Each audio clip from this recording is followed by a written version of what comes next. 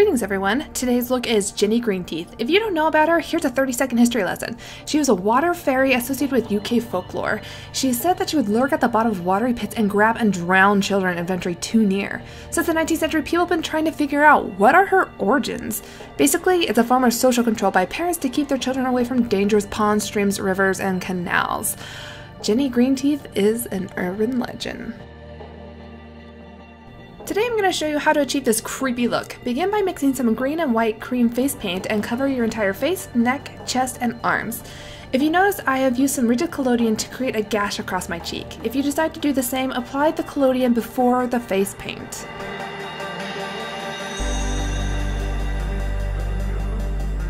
Once you're thoroughly covered, use a setting powder to set the cream paint, because if you don't, that stuff is going everywhere.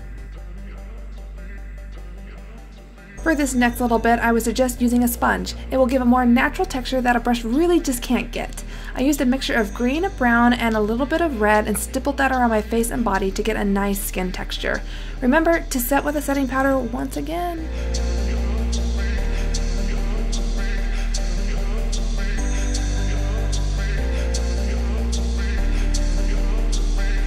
We are now going to start adding all those hollows and, well, basically contouring.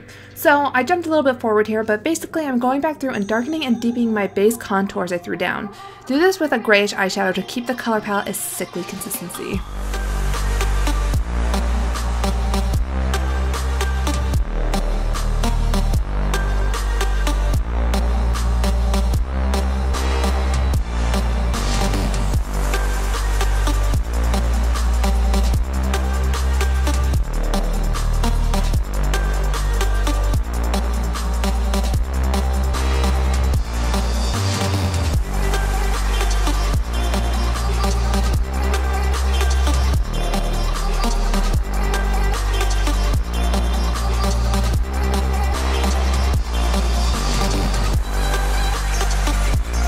The best way to add hollows is to contort your neck and chest to find your own natural hollows and darken them up.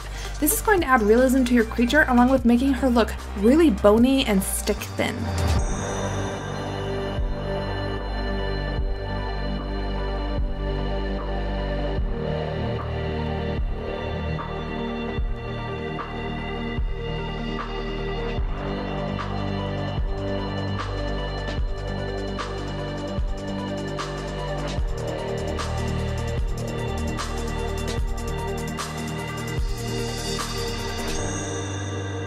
Since Ginny Greenteeth is an urban legend and obviously no one has ever seen her, I wanted her anatomy to be a bit different. As you'll see, I'll begin to build a very strange rib cage structure. I imagined fish bones while working on this, and I have to say, the end result turned out pretty sweet.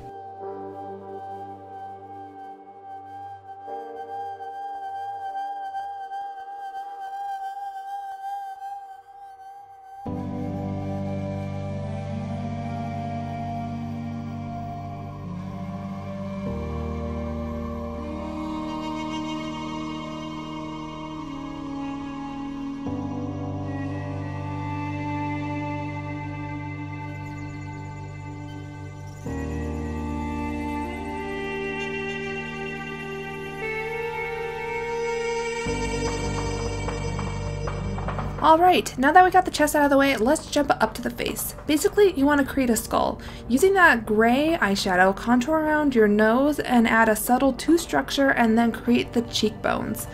This is going to be a bit tough with the cut on the one side, but work around it as you want to kind of keep it pretty clean for the most part since you're going to be adding details to it later.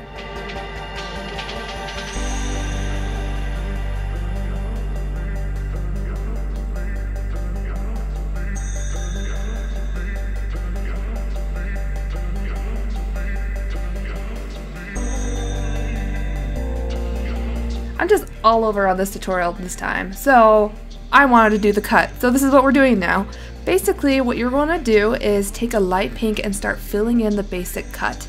Then from there, you're going to want to take a dark red to black and fill in the centers to make it look a little more realistic and like it's pretty fresh. After that, take white body paint and outline all the edges so it makes it look like it's raised skin. Go ahead and tap any of the white down if it's too bright.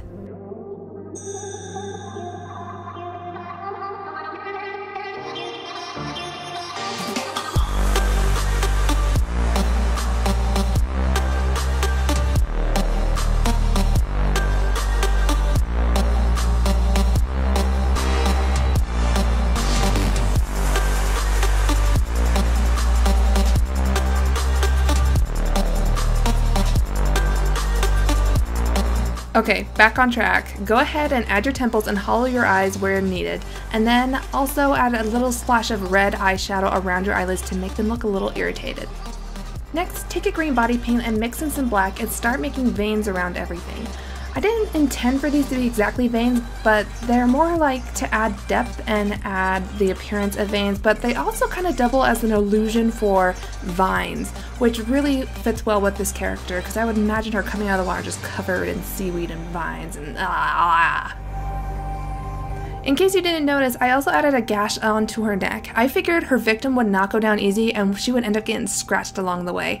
So just do the same thing you did on your cheek, just on your neck, and then water down some red body paint to get it to look bloody. From here, just add those veins/vines around your skull structure and add more into the chest wherever it feels right.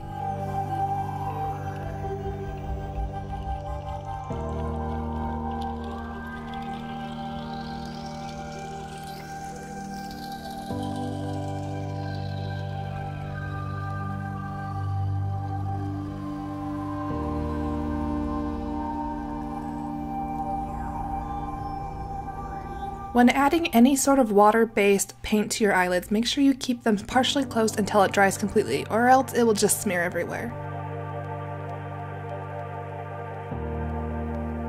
Since we've been working with shadows, you can lose a great deal of detail from our last round of stippling, so take those same colors and go back through and add them wherever you feel needs extra texture.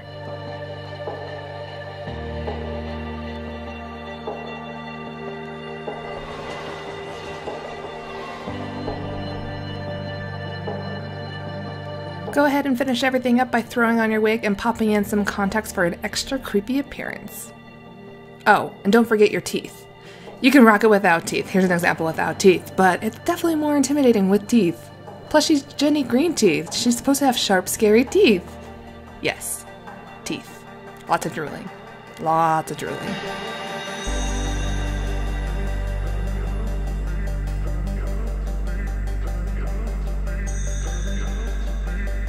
This entire look was inspired by an Instagram collaboration. I was honored to be part of such a talented group of people, and their urban legends are jaw-dropping. Their handles will be listed in the description down below. I hope you go and see their creepy works up close.